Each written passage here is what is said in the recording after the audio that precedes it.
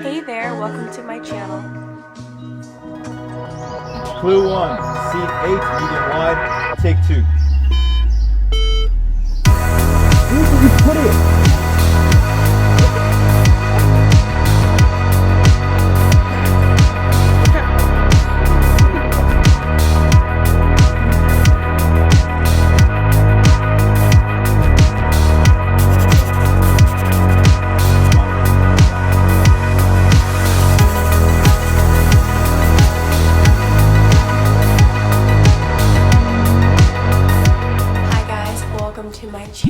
If you're new here, my name is Victoria. My channel is all about filmmaking, photography, creative direction, and art direction, and behind the scenes and vlogs. So if you like those things, then you'll like my channel. In this video, I'm going to be going in depth on the art direction that I did for an indie project called Clue 1. It was an amazing experience. It was an amazing crew, and I'm just gonna kind of share some vlog footage and walk through the process I did in order to art direct for that film production. So I really hope you guys enjoy. Okay, so the first thing that I did was, of course, meet with the director so I can get her input and figure out what she had in mind visually and aesthetically for her film. She had a lot of references and inspiration pictures that she saved on a Pinterest board that she shared with me, so it made my life so much easier when making the overall finalized mood board. And I also went ahead and created mood boards for costume and wardrobe design for each of the characters. When I met her the first time, there were only 2 characters that were 110,000% finalized, and 1 character who they were still figuring out the direction in which the character would go. So I had to create 2 mood boards for wardrobe for the character depending on what the final result was. So here is the overall aesthetic mood board. Here is the wardrobe for the one of the main characters, Van. Here is the wardrobe for the other main character, Theo. And then here is the main character wardrobe board for Corey. Now that all my mood boards were finalized, I went to meet with her the second time, and the second time we finalized the color that she wanted. So here is the mood board now that I added the color changes. Now with all of the mood board and aesthetic finalized and settled, with filming coming up, I had to focus on creating the fort scene. So that was my challenge. It had to be big, sturdy, and also had to look really nice on camera. So I have a whole video dedicated to me building the fort and figuring out the aesthetic. So my challenge today is to make a fort that I can recreate on the set that will hold up for a long amount of hours with the crew and the cast inside. That also looks good on camera. Okay, so I have the foundation of the Fort 1 finished, and the thing is, it's fairly big, but the inside right now isn't aesthetic. So the only thing I've managed to do was make like the outside sturdy. So we're gonna be making this hot mess look more aesthetically pleasing. I've already got the foundation built for the first fort, and I've got these cute little lights that I plan to drape throughout the fort. My main goal was to make the space look and feel really comfortable while also leaving a bunch of open space for the props that they listed in the script. And this is what it looked like after. This is the final result for fort number 1. I like this one because it looks more like authentic and like a child made it themselves. I tried to make it a little bit messier, like it was something that, you know, the main characters whipped up and did themselves. It's aesthetic against the sunlight, and the director really wanted to make sure that the entire fort was glowing orange like it's written in the script. So I tried to incorporate that with like the red sheets, but I don't have all of the right colors on my own. So hopefully with the correct colors, that when I recreate this, it'll look similar. You guys should totally watch my fort video. I have a whole video dedicated to making this fort. I then had to, of course, create a prop list that I was going to send over to the Clue One team and the producer and everything so that we could go prop shopping and make sure we have everything organized for the days of filming. Here is a little insert of how I created the prop list. I basically got the breakdown sheet from the producer and went through the script myself and highlighted any prop that I thought was necessary or that stood out. And then I cross-referenced all the props that I highlighted with the breakdown sheet that the producer did to make sure that I got everything that he saw and double-checked to see if there was anything more that I could get. Once that's done, I added the prices for what each thing could possibly cost and what we needed each of those things for.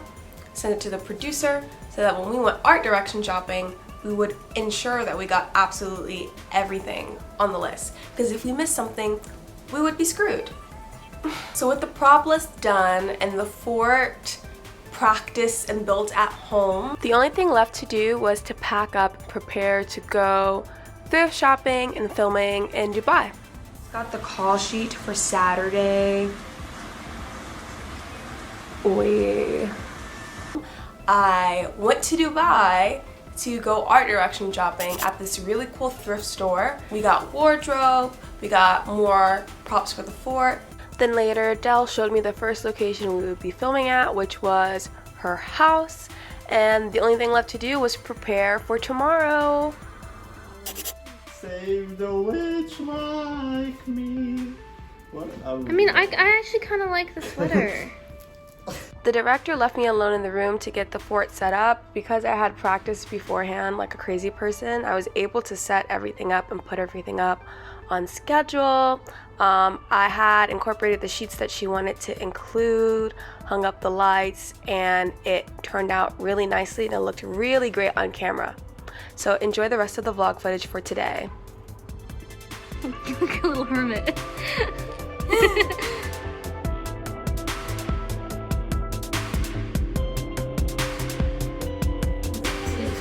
Come into frame. So can you get up and come back?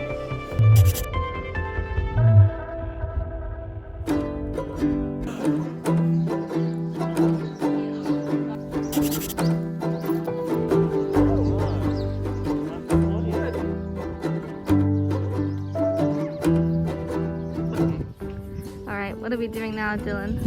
Get some B-roll of this guy. Action? Filming at the park was quite an adventure because the DOP had to follow the main characters in running around the park. To ensure that we weren't in the shots, we had to run behind him to make sure we weren't in frame.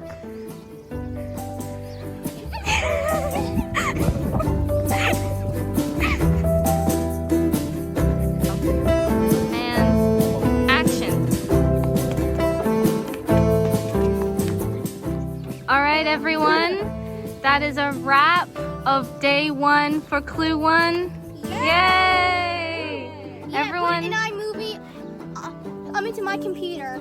Yep, everyone did so well. Thank you David, thank you Maya and Fox, thank you Victoria for the amazing And Fox Family Toy Review fans. Yep, and thank you for the amazing pillow fort. Thank you Nadir for being audio and just hands-on and the aqua camera operator and everything. Everyone. Exactly. And thank you Dylan. Yeah, we did it! I just like produced this whole thing, you know. It was like, it was so difficult that I just had to, Yes, like, it's yes. so seamless. That's why it's like, I don't get the recognition because it's so seamless. Right. Yeah, it was great. Now with day one of filming out of the way, my next hurdle was just focusing on the car scenes. So the call sheet for day two of filming, we're going to be focusing on the car scenes and this big fight scene that happens between the two main characters. Since the wardrobe was already done, I no longer had to worry about that for the rest of the production. In order to carry out the car scene, it was really, really easy. This was the mood board for it. I just wanted it to seem like the car was messy and lived in because the main character lives in his car. He's like a mediocre guy who's a house painter who like slides by on life. So his car obviously had to represent the same thing. So I gathered really clean trash from my house in order to scatter along his car. And the day before filming, I went to Dubai to go to Del's house so that I could help paint splatter the jeans that the house painter and main character Theo were going to wear for the rest of the production. And on the day of filming, I got the car prepped, and then from then out, I was just an extra helping hand on set. So here is the footage from that day.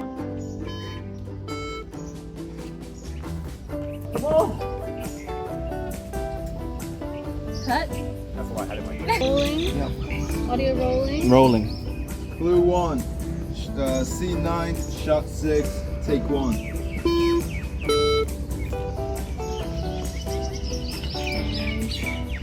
Action.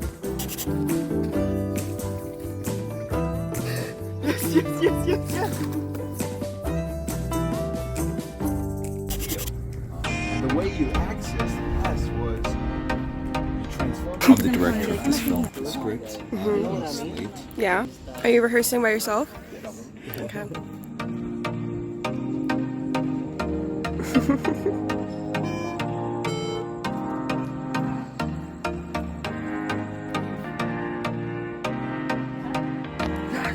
Moving on to the final day of filming, the only things that were left to film were the funeral scene and the packing scene. On my end, to prepare for the funeral scene, I just had to create a template of, a dead father. I had to ensure that there was a cross in it and sunlight, and this is what I came up with. She absolutely loved it. And the day before going back to Dubai to film, I went to the bookshop in order to gather cardboard boxes, print out the poster that I created so that we could get everything together for the final filming day, which is really exciting.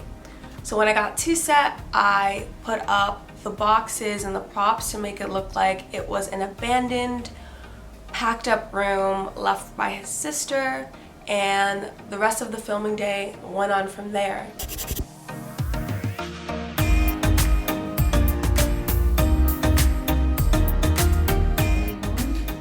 Clue 1, scene 6, shot 9, take 1.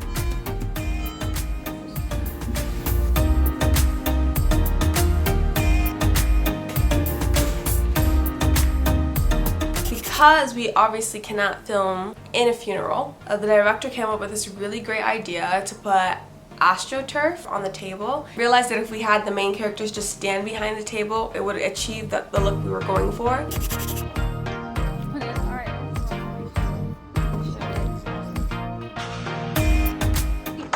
I appreciate everyone who was a part of it.